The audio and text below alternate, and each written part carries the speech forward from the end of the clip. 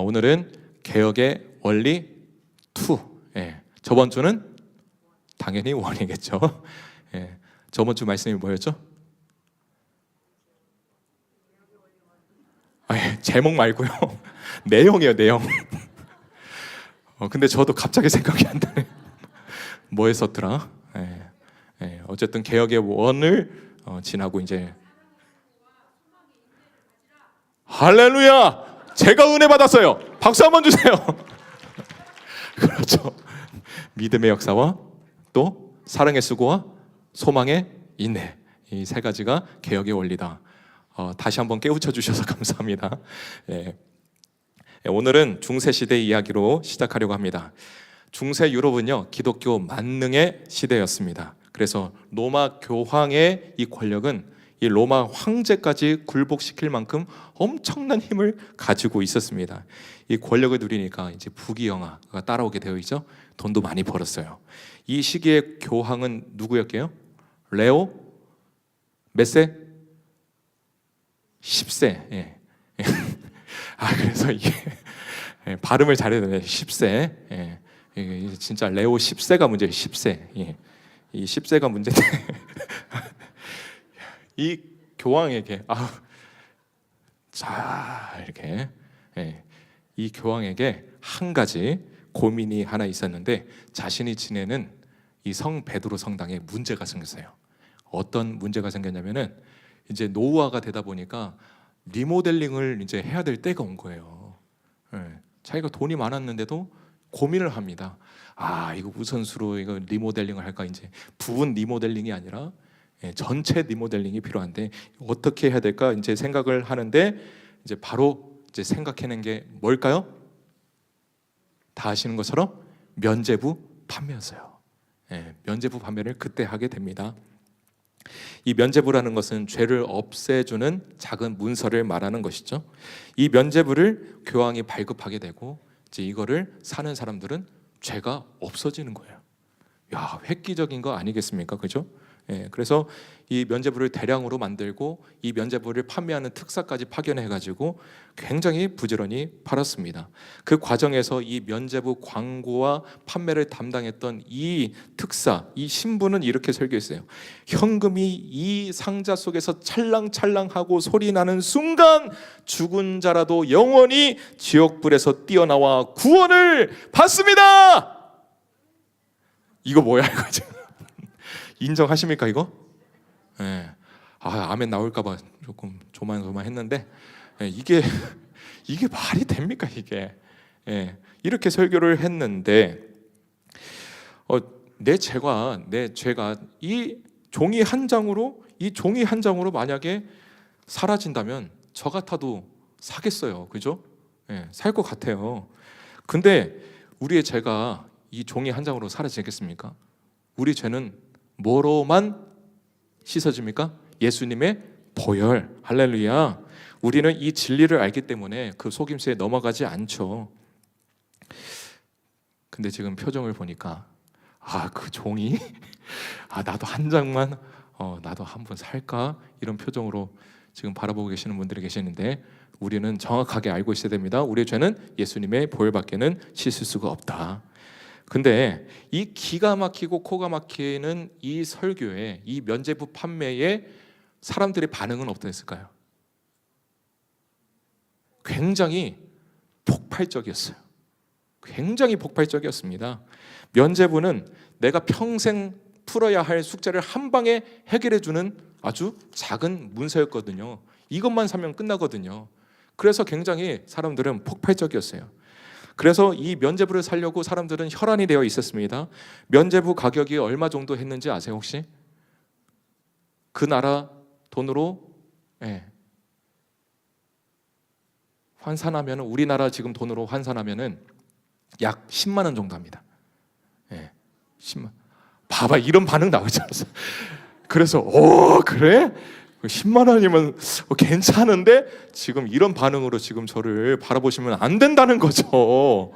10만 원이면 그때 당시 몇 개월을, 진짜 수개월을 하나도 안 먹고 모아야만 했어요. 그렇게 모아야만 이 돈을 10만 원 되는, 우리나라로 10만 원 되는 이 돈을 모을 수가 있었고 이거를 살 수가 있었죠. 근데 많은 사람들이 안 먹고 안 쓰고 해가지고 이 면죄부를 사려고 혈안이 되어 있었다라는 것입니다. 이 면죄부를 판매한다는 것도 황당스럽지만 그것을 믿고 몇 달 동안 굶고 그것을 사는 사람들도 굉장히 황망스럽죠. 이렇게 사람의 믿음이라는 게 이게 무서워요. 그죠? 사람의 신념이 무섭습니다. 다른 게 무서운 게 아니에요. 그냥 둘이 치고받고 싸우는 건 그냥 아무것도 아니에요. 그거는 그냥 한번 치고받고 싸우고 그냥 끝나는데 사람의 신념이 무서운 거예요. 신념이. 신념이 딱 틀어박히면 평생 동안 그 신념으로 살게 돼 있어요. 그 신념 하나가 사람을 좌지우지하게 만들고 그 사람의 삶을 이끌어 갑니다. 이 믿음이라는 게 그래서 중요해요. 잘못된 신념이 들어가면 잘못된 평생의 삶을 살아가게 되고요. 올바른 신념이 심겨지게 되면 우리는 그 신념 따라 잘 살게 되는 것이죠. 우리는 올바른 믿음을 가지고 살아야 될 줄 믿습니다. 할렐루야. 오늘 이 시간 내 믿음이 어디 있는지, 그리고 내 시선이 지금 어디 있는지 우리는 다시 한번 내 자신을 살펴봐야 돼요. 따라해 볼까요? 나의 믿음은 오직 예수. 할렐루야. 아멘. 나의 믿음은 오직 예수입니다. 이 면죄부 판매 소식이 한 청년에게까지 전달이 되어지는데 우리가 잘 아는 마틴 루터, 그렇죠. 마틴 루터입니다. 마틴 루터는 독일에서 태어나서 아버지에게 굉장히 엄격한 신앙 훈련을 받고 자랐어요. 그래서 29세 때 비텐베르크 대학의 교수가 돼요. 나는 29살 때 뭐 했나? 그냥 놀고 먹고 자고 싸고 했던 것 같은데 진짜 훌륭한 사람들은 다른 것 같아요. 우리 성도님들은 29살 때 뭐 하셨습니까? 그때도 성가대 하셨어요? 마틴 루터의 사상은 분명했어요. 오직 믿음을 통해서 의롭다함을 받는다. 믿으십니까? 그렇기 때문에 누구든지 예수 그리스도를 믿기만 하면 구원을 받는다. 인정하십니까? 이 사상을 외치면서 우리가 잘 아는 어떤 사상을 외칩니까? 이신칭의 믿음으로 구원을 받는다. 우리를 의인 삼아 주셨잖아요. 그렇죠? 이신칭의를 그렇게 막 강조를 하면서 이 칭의를 통한 새로운 구원의 시대를 열어주었죠. 루터가 강조했던 또 한 가지가 있었는데 하나님의 전적인 은혜였다.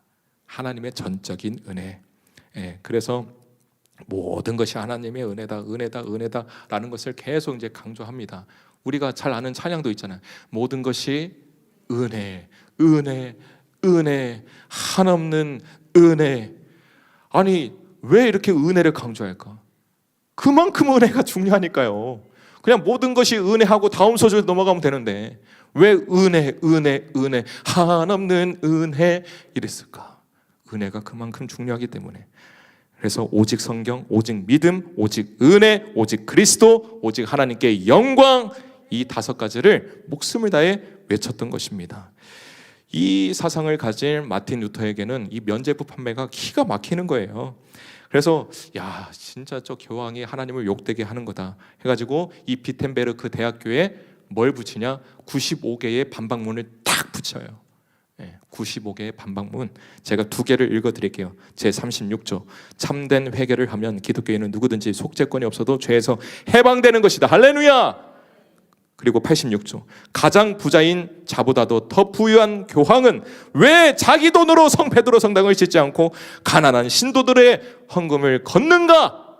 지 돈으로 할 것이지 왜 가난한 성도들의 돈을 걷는가? 사람들은 하나둘씩 모여서 이 반박문을 보게 되고 그때서야 내 신념이 잘못됐구나라는 것을 깨닫게 돼요. 이 강단에서 하나님의 말씀이 선포되어질 때에 내가 정말 잘못 신념을 가지고 살아왔다면 깨우쳐지는 놀라운 은혜가 임하게 될 줄 믿습니다. 이 신념, 내가 가지고 있는 신념이 잘못됐을 수도 있어요. 그거를 인정하셔야 돼요. 그래서 하나님의 말씀이 제가 아까 기도했던 것처럼 하나님의 말씀이 레마의 말씀으로 내 속에 파고 들어와야 돼요. 그래야 그 말씀 앞에 내 삶을 비춰보고 내 심중을 비춰보고 아, 내가 지금 잘못 사상을 가지고 있구나 라는 것을 깨닫게 되는 것이고 그 사상을 고치게 되는 것이죠. 많은 사람들이 그 95개의 반박문을 보고 아, 내가 잘못 생각했구나 이러면서 이제 뭐가 불씨가 막 일어나냐? 종교개혁. 이때 이제 종교개혁이 이제 막 불씨가 이제 막 타오르게 되는 거예요. 이 마틴 루터의 사상에 영향을 받고 우리에게 참된 교리를 다시 한번 깨우쳐준 한 사람이 또 있었어요. 그분은 존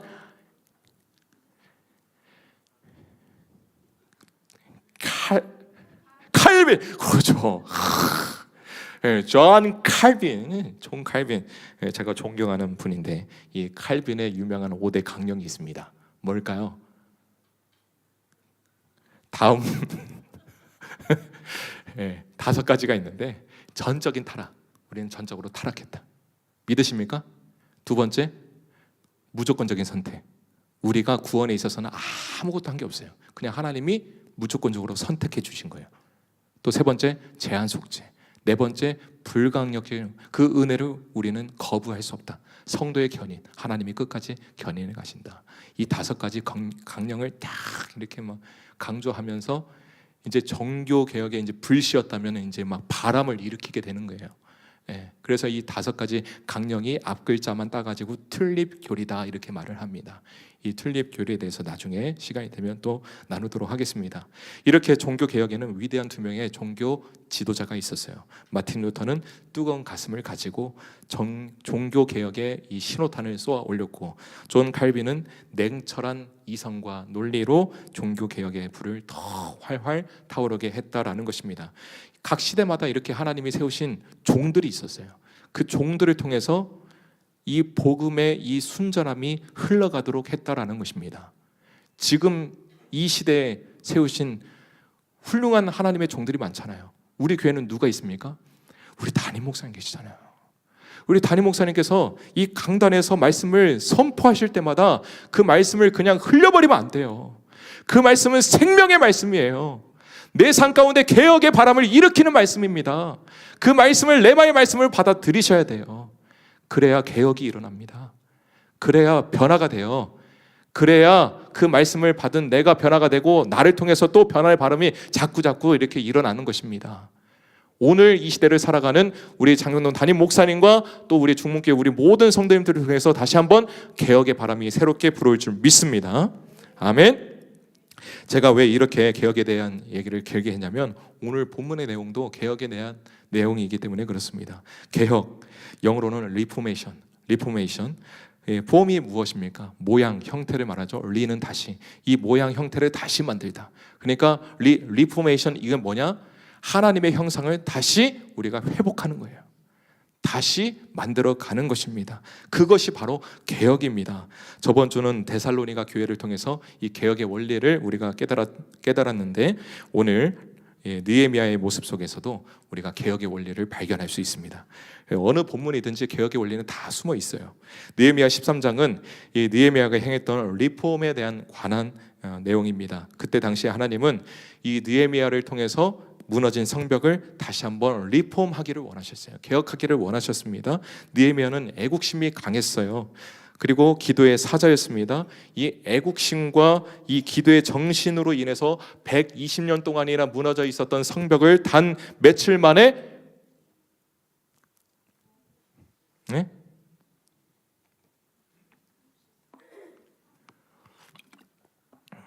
며칠? 50일! 야, 어떻게 하셨어요? 50일 만에 그 벽을 세웠습니다.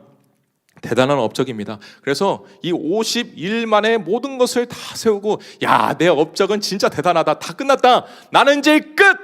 이제 앞으로 이제 너네들이 알아서 해. 이렇게 한 게 아니었어요. 느헤미야는 여기서 멈추지 않았습니다. 지도자들을 세우고 말씀을 가르치고 성전을 계속해서 정화하는 작업을 하게 됩니다. 예루살렘 상황이 어땠어요? 바벨론에 의해서 완전히 회파됐어요. 완전히 다 다 무너져가지고 성한 곳이 하나도 없었습니다. 전 영역이 파괴됐어요. 그리고 이스라엘 백성들은 능욕을 받고 있었던 그런 상황이었습니다. 우리 성도도 마찬가지예요. 우리도 마찬가지예요. 그냥 한 구석만 부패된 게 아니에요. 우리는 전 영역이 부패됐습니다. 믿으십니까? 전적인 타락. 믿으세요? 이거를 인정해야 은혜가 임하는 거예요. 아유, 그래도 저는 한 구석이라도 그래도 괜찮은 구석이 있어요. 아니요! 전적으로 타락했습니다. 전 영역이 타락해버렸어요. 그래서 우리는 어떻게 해야 되냐? 계속해서 주님 다시 오실 때까지 이 개혁 작업, 이 개혁하는 작업을 다시 일으키는 작업을 계속 해야 될 줄 믿습니다. 아멘. 그것이 성화의 삶이에요. 우리는 성화의 삶을 마땅히 살아가야 됩니다. 이 정도면 훌륭하지? 아니에요. 만족하지 마시기 바랍니다. 안주하지 마시기 바랍니다. 이 성화의 삶은 주님 다시 오실 때까지 계속 이루어져야 되는 거예요. 믿으십니까? 느헤미야는 이 정도면 훌륭하지 이런 생각을 아예 처음부터 그냥 버려버리고 계속적으로 이 개혁을 시행합니다. 그리고 이제 오늘 본문 13장에 와서 성전 낙성식을 하게 되는데 이 성전 낙성식을 통해서 다시 한번 이 본질적인 개혁을 시행하게 돼요. 그래서 세 가지 원리를 살펴보고자 합니다. 첫 번째 개혁의 원리는 바로 말씀이에요. 뭐니 해도 뭐니가 아니라 말씀이에요. 할렐루야. 1절 상반절, 그날 모세의 책을 낭독하여 백성에게 들렸는데, 종교개혁의 핵심은 말씀입니다. 야, 면죄부, 성물 숭배, 이런 허망한 것들을 다 뿌리치고 우리 본질적으로 나아가자, 말씀 앞으로 나아가자 라고 외쳤던 것입니다. 그렇습니다. 개혁할 때에 가장 강력하게 사용된 도구가 바로 말씀, 설교예요. 설교. 종교 개혁가들은 굉장히 이 설교를 통해서 많은 이들에게 복음을 전했고요. 그 종교 개혁가들의 설교를 통해서 많은 이들이 변화되고 개혁을 이루었습니다. 이 최고의 설교자로 불리는 마틴 로이드 존스 목사님은 이렇게 말했어요. 종교 개혁의 시작과 끝은 설교다. 이런 말을 했습니다. 그렇습니다. 초대교회를 지탱했던 힘도 오직 말씀이었고요. 지금 우리 중문교회를 지탱하는 힘도 오직 말씀인 줄 믿습니다. 근데 중세에 접어들면서 설교가 어떻게 되냐면 교회의 중심에서 밀려나게 돼요. 왜 밀려났을까요? 그때 이제 이 국가가 기독교를 공인하게 되면서 기독교 훌륭하다. 국교 그래. 우리나라의 메인 종교는 기독교야. 이렇게 인정을 해버리니까 더 이상 치열하게 설교를 하지 않게 돼요. 그냥 대충 하게 됩니다. 이 설교의 약화는 이 교인들을 자연스럽게 성경에서 멀어지게 했고요. 성물 숭배 같은 비성경적인 행위에 빠지도록 했다라는 것입니다. 참된 하나님의 말씀이 공급이 안 되니까 성도들은 깊은 영적인 타락에 빠지게 됩니다. 이 프라하 대학의 교수였던 요한 후스 목사님은 이 라틴어가 아닌 자국어로 설교했다는 이유로 화형을 당했습니다. 이게 불과 한 세기 전의 사건이에요. 중세 천년은 설교의 암흑기, 다크 에이지였습니다. 바른 설교가 사라지니까 이 교회 지도자들은 예수님을 십자가에 매달 때 사용했던 이 못을 딱 들고 이걸 가지고 설교하는 거예요. 예수님이 제자들을 발을 씻길 때 사용했던 이 물, 그다음에 세숫대야 뭐 이런 걸 가지고 설교를 하게 되는 거예요. 참된 복음의 메시지가 아니라, 메시지 자체가 아니라 이제는 엉뚱한 이런 거를 가지고 설교를 하는 것이죠. 한 손에는 성경, 한 손에는 정말 진리의 말씀, 하나님의 말씀이 담겨 있어야 되는데 자꾸 뭘 이렇게 다른 걸 집어 설교자들이 이렇게 본질이 사라지게 되는 것입니다. 그래서 이제 그 결과 그 중세 시대에는 수천 개의 성물이 쏟아졌다고 해요. 그런 시대였습니다. 그러나 이 설교가 회복되고 말씀이 회복되니까 그 모든 것들이 없어지더라는 것입니다. 믿으십니까? 우리는 여기서 하나님의 말씀과 개혁이 굉장히 밀접한 관계를 갖고 있구나라는 것을 알 수가 있는 것이죠. 이 느헤미야 13장에 오기까지 끊임없이 개혁은 계속됐습니다. 있는 독자들도 이제 느헤미야가 이 정도면 됐다라고 생각을 할 수 있는 그런 상황인데도 불구하고 이 마지막 장인 13장에서도 느헤미야는 계속 지금 개혁을 하고 있습니다. 그 개혁의 원천이 바로 하나님의 말씀이다라는 것입니다. 느헤미야는 이것을 알았어요. 하나님의 말씀이 중요하다. 하나님의 말씀을 낭독하게 해서 전 백성으로 하여금 하나님의 말씀을 듣도록 했던 것입니다. 사랑하는 성도 여러분, 우리도 끊임없이 개혁을 해야 되는 존재입니다. 믿으십니까? 우리는 고친 곳이라도 또 고장나게 되어 있어요. 한 번 고쳤다고 영원히 가는 거 아닙니다. 고쳤다고 해가지고 우리가 안심할 때쯤 또 고장나는 게 우리의 인생입니다. 다시 한번 우리는 고쳐야죠. 우리는 다시 한번 개혁을 해야 됩니다. 그 개혁의 힘이 뭐라고요? 하나님의 말씀, 하나님의 말씀을 읽고 듣고 하는 일이 굉장히 중요하다라는 것입니다. 하나님의 말씀을 가까이 하지 않는 사람은 그냥 자기 모습에 만족하게 되어 있어요. 그렇게 또 부패되어 가는 것입니다. 우리도 그런 경험 많이 하지 않습니까? 어제의 은혜를 충만하게 받았는데 오늘 살아갈 때 왜 이렇게 힘들고 내 신앙이 시들시들할까, 이런 생각, 이런 모습 많이 발견하지 않습니까? 그 이유는 어제 받은 은혜는 어제의 은혜인데 오늘 살아갈 때도 그 은혜를 끌어다가 살기 때문에 그래요. 오늘 살아갈 때는 오늘의 은혜를 받아야 되는데 그 은혜의 원천은 어디라고요? 하나님의 말씀. 하나님의 말씀을 늘 읽어야 그때그때 살아갈 힘과 능력을 부어주시는 것입니다. 하나님의 말씀을 읽고 묵상하고 늘 듣는 우리 모두가 되길 소망합니다. 데살로니가전서 2장 13절. 그러므로 우리가 하나님께 끊임없이 감사함은 너희가 우리에게 들은 바 하나님의 말씀을 받음이니 진실로 그러하다. 이 말씀이 또한 너희 믿는 자 속에서 역사하느니라. 할렐루야. 나에게 읽히고 들려오는 말씀이 하나님의 말씀이라고 믿고 받아들일 때에 하나님의 말씀이 내 안에서 놀랍도록 역사하신다는 것입니다. 우리가 늘 하나님의 말씀을 읽고 또 묵상할 때에 내 안에는 뭐가 일어난다? 영적인 개혁이 일어난다. 우리 교회, 우리 나라 다시 한번 개혁이 이루어져야 하는데 그 개혁의 원천은 바로 하나님의 말씀이에요. 이 마지막 때일수록 이 복음의 순수함이 절대 흐려지지 않도록 우리는 정말 깨어 있어야 돼요. 하나님의 말씀이 더 선명하게 이 시대 가운데 선포되어지고 들려지도록 우리는 하나님의 말씀을 먼저 내가 듣고 읽고 묵상하고 그 복음의 순전함을 우리는 우리 입술을 통해서 아까 우리 아가페 찬양대가 고백했던 것처럼 소리로서 살아가야 돼요. 소리로서. 복음의 소리. 두 번째 개혁의 원리는 분리입니다.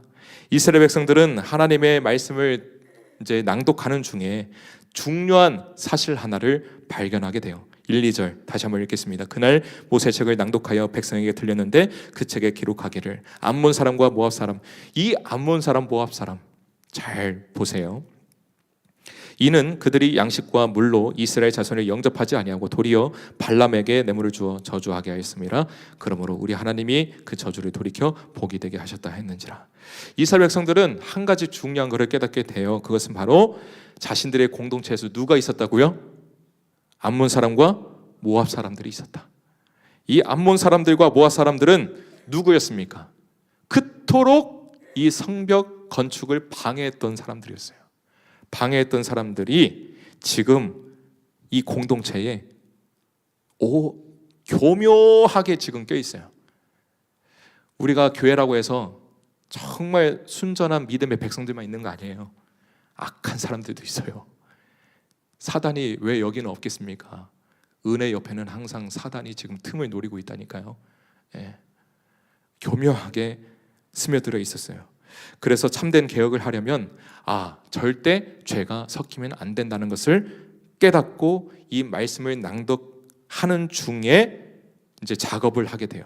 즉각적으로 움직입니다. 3절 백성이 이 율법을 듣고 곧 섞인 무리를 이스라엘 가운데서 모두 분리케 하였느니라. 할렐루야. 그렇습니다. 참된 개혁은 분리로부터 시작되는 거예요. 분리. 내 안에 순수한 정체성을 회복하기 위해서는 죄악을 완전히 분리시켜야 될 줄 믿습니다. 성경을 보면 이스라엘 역사는 분리의 역사예요. 분리의 역사. 우리 아브라함 보십시오. 이 떠나라라는 이 명령 앞에 아브라함은 떠나지 않습니까? 4번의 분리를 경험했는데 가족, 고향과의 분리를 경험하게 됩니다. 이것은 무슨 말입니까? 이 세상과의 분리를 말하는 것이죠. 또 롯과의 분리입니다. 이 롯은 어떤 사람? 굉장히 욕심이 많은 사람. 여전히 세속적이고 우유부단한 이 상태에서 분리되어야 한다. 세 번째로 이스마엘과의 분리입니다. 이스마엘은 사람의 잔꾀로 태어난 첩의 소생이었어요. 그래서 네 생각, 네 계산 다 내려놔라. 거기에서 또 분리를 시키는 것이죠. 그래서 네 번째 분리는 이삭과의 분리입니다. 이삭은 내가 가장 사랑하는 것. 네가 진짜 지금 이 순간에도 예배드리는 이 순간에도 놓지 못하는, 어쩌면 하나님보다 더 사랑하는 그것으로부터 분리되어야 개혁이 일어난다라고 말을 하는 것입니다. 그렇게 아브라함은 계속적으로 분리의 삶을 살았던 것이죠. 우리도 분리 작업을 계속 이렇게 해야 돼요. 내가 가장 사랑하고 있는 것, 내가 지금 이 순간에도 예배드리는 이 순간에도 놓지 못하는 그것으로부터 분리되어야만 개혁이 일어나는 줄 믿습니다. 할렐루야.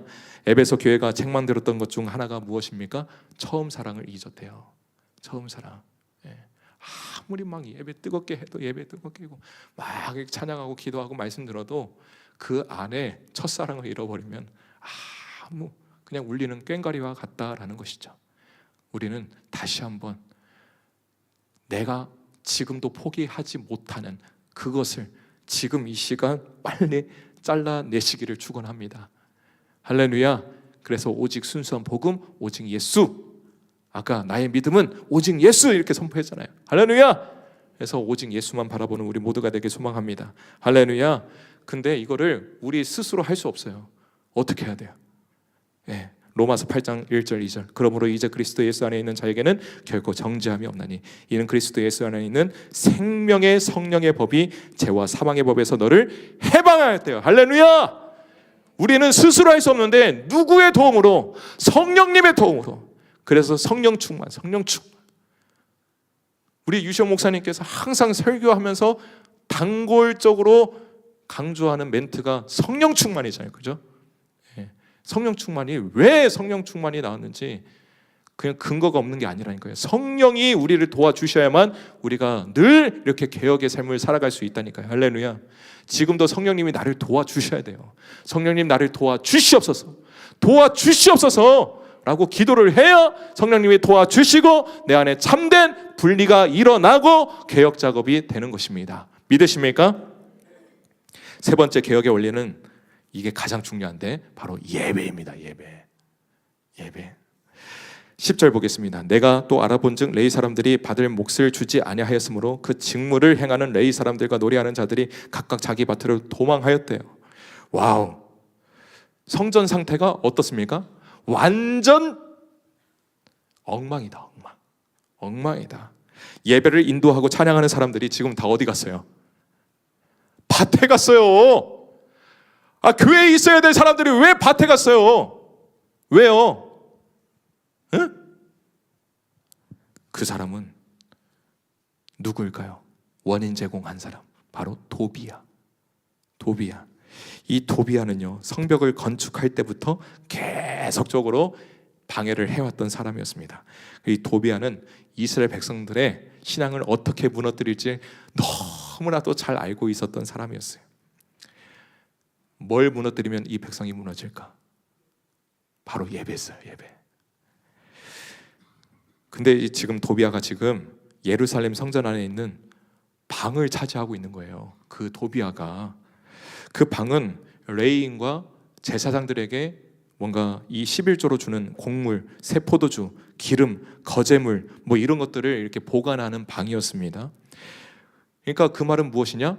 레위인들의 생계를 지금 이 사람이 쥐고 있는 거예요. 그리고 주면 좀 어때? 근데 안 줘. 안 주니까 이 레위인들이, 예배할 사람들이 이거를 못 받으니까 이제는 밭으로 가서 밭일을 하는 거예요. 밭일을. 이스라엘 백성들의 신앙의 중심이 되는 예배를 못 드리게 되는 것이죠. 우리는 생각해 봐야 됩니다. 이스라엘 백성들의 원수와 대적이었던 도비아가 어떻게 이렇게까지 깊숙이 들어와 있을까 궁금하지 않으세요? 그 이유가 4절에 나와 있습니다. 이전에 우리 하나님의 전의 방을 맡은 제사장 엘리야십이 도비아와 연락이 있었으므로 제사장이 변질되어 버린 거예요. 도비아와 손을 잡고 정치적인 관계를 맺은 것입니다. 28절에 보면 더 놀라워요. 28절 대제사장 엘리야십의 손자 요야다의 아들 하나가 호론 사람 산발랏의 사이가 되었으므로 내가 쫓아내어 나를 떠나게 하였느니라. 이게 무슨 말입니까? 산발랏은 또 누구예요? 도비아랑 똑같은 사람이에요. 근데 제사장의 손자가 또 결혼을 한 거예요. 그쪽이랑. 그러니까 무슨 관계? 사돈관계. 야, 도비아는 정치적인 관계, 여기하고는 또 사돈관계. 이러면서 이 제사장 엘리야십이 변질되어 버린 것입니다. 악과 손을 잡아버린 것이죠. 적당한 타협과 화해가 필요했을 거예요. 어쩌면 도비아에게 뇌물을 받았을지도 모릅니다. 하지만 분명한 것은 도비아나 산발랏은 이스라엘을 대적하고 무너뜨리려는 악한 세력이었다라는 것입니다. 제사장 엘리야십은 가장 중요한 방을 이 도비아에게 내어주고 산발랏에게는 자신의 손자를 내어주고 이러면서 이스라엘 공동체를 무너뜨려 버린 것입니다. 지금 우리 한국교회가 직면하고 있는 가장 위험한 요소가 바로 이거예요. 세속적인 교회, 세상과의 타협, 이게 가장 무서운 것입니다. 제가 계속 설교 중에 강조하잖아요. 복음의 순전함. 우리가 어떤 소리가 되어야 된다? 복음의 순전함의 소리가 되어야 된다. 순전한 복음의 소리. 근데 자꾸 이제 우리의 찬양 속에서도 예수가 없어. 그냥 뭐 하나님 자체를 높여드려야 되는데 하나님은 자꾸 나를 도우신대. 나와 함께 하신대. 찬양을 잘 들어보면 이게 하나님 중심인가, 이게 인간 중심인가 이런 생각이 들어요. 나도 모르게. 나를 도우시는 주. 그 찬양 뭐였더라? 나의 등 뒤에서, 나의 등 뒤에서 나를 도우시는 주. 그러니까 중심이 나야. 그냥 주님은 나를 도우시는 주야. 그렇다고 이 찬양이 잘못됐다는 건 아니에요. 작곡가님 죄송합니다. 작사자님 죄송합니다. 잘못됐다는 거 아니에요. 근데 어느 순간 이게 나도 모르게 내 중심적으로 복음의 순전함을 잊어버리고 그렇게 찬양을 하고 예배를 드린다라는 것입니다. 느헤미야가 이 사실을 알고 바로 조치를 취해요. 11절 12절 내가 모든 민장들을 꾸짖어 이르기를 하나님의 전이 어찌하여 버림바 되었느냐 하고 곧 레위 사람을 불러 모아 다시 그 초소에 세웠더니 이에 온 유다가 곡식과 새 포도주와 기름의 11조를 가져다가 곡간에 드림으로 말을 합니다. 도비아를 내쫓고 레위 사람들을 다시 불러드립니다. 11조 제도를 다시 확립해요. 11조 제도를 다시 확립했다는 것은 예배를 다시 한번 바로 세웠다 이 말입니다. 예배를 세우니까 다시 살아나더라는 거예요. 할렐루야. 예배가 살아나면 공동체가 살아나요. 예배가 살아나면 우리 나라 살아납니다. 우리 대한민국 살아나요. 반대로 예배가 무너지면 교회도 무너져요. 나라도 무너져요. 예배가 뭐가 중요합니까? 예배 중요합니다. 예배 목숨 걸어야 예배 드릴 때 하나님이 일하시는 거예요. 이런 간증 정말 많이 듣지 않았습니까? 저는 예배만 드렸을 뿐인데 하나님이 역사해 주셨어요. 저는 하나님만 높였을 뿐인데 하나님이 일하셨습니다. 이런 간증 많이 듣잖아요. 저도 많이 경험했어요. 그냥 하나님을 높였을 뿐인데 역사가 일어나는 거예요. 치유의 역사, 변화의 역사. 안 터졌던 방언이 터지고 기름이 부어지고 회복이 되어지고 치료가 되고. 저는 진짜 찬양하면서 그 많은 것들을 진짜 경험했어요. 그런 경험을 하니까 확신이 서는 거예요. 주야 뭔 말 할지어다 제가 이렇게 선포하는 이유도 그 때문인 것입니다. 확신이 있기 때문에. 하나님만 높였을 뿐인데 하나님이 일하시더라. 우리는 예배에 올인을 해야 됩니다. 할렐루야. 변화와 개혁의 중심에는 예배가 있음을 깨닫고 어느 상황에서든지 목숨을 걸고 예배드리는 우리 모두가 되게 소망해요. 뭔가 막 일이 생기면 나 오늘 못 나가. 뭔가 힘들면 뭐 예배가 뭐 나랑 무슨 상관이야. 나 오늘 중요한 모임인데 나 오늘 등산 가야 되는데 진짜 어떻게 해야 되지? 오늘 중요한 가족 모임이 있는데 어떻게 해야 되지? 그래 뭐 하루 빠진다고 뭐. 아니요. 우리는 이 자리를 목숨을 걸고 지켜야 돼요. 우리가 예배드리는 이 자리는 그런 자리예요. 하나님이 역사하시는 자리, 변화와 개혁의 중심이 되는 자리입니다. 정말 힘들 때나 어떤 상황 때나 우리는 이 자리를 꼭 지키기를 소망합니다. 내 안에 무너졌던 예배가 회복될 때 기적은 일어납니다. 결론을 맺겠습니다. 내 삶의 개혁은 날마다 이루어져야 돼요. 전적으로 타락하게 된 우리가 오늘도 우리 자신을 새롭게 하지 않으면 우리는 또 부패되고 또 하나님을 등지게 될 것입니다. 지금도 우리 마음의 중심을 파고드는 악한 영들에 대해서 우리가 깨닫지 못하고 타협해버리고 대적하지 못한다면 우리의 신앙은 또 무너지게 될 것입니다. 우리는 오늘도 말씀을 가까이 하고 악한 것들을 철저히 분리시키고 언제나 예배 중심으로 살아갈 때에 우리 삶의 참된 개혁은 이루어질 것입니다. 내 삶뿐만 아니라 내 가정도 마찬가지예요. 우리 교회도 마찬가지예요. 우리 한국교회, 우리 나라도 마찬가지입니다. 지금 개혁이 필요할 때이지 않습니까? 그렇죠? 이 개혁의 바람은 오늘 이 세 가지 원리로 작동이 되는 거예요. 할렐루야. 말씀, 분리, 예배입니다. 꼭 기억하셔야 돼요. 이 개혁이 주님 앞에 서는 그날까지 계속 되어야 합니다. 그렇게 할 때에 말씀으로부터 부어지는 참된 복이 임하게 될 것이고 죄로부터의 참된 자유함이 임하게 될 것이고 나의 예배 가운데 임재하시는 하나님과 늘 기쁨으로 동행하는 삶이 될 것입니다. 우리 충문교회 예배가 회복되면 모든 것이 회복될 줄 믿습니다. 다시 한번 권면드립니다. 지금도 잘하고 계시지만 힘들 때일수록 예배 자리를 꼭 지키시기 바랍니다.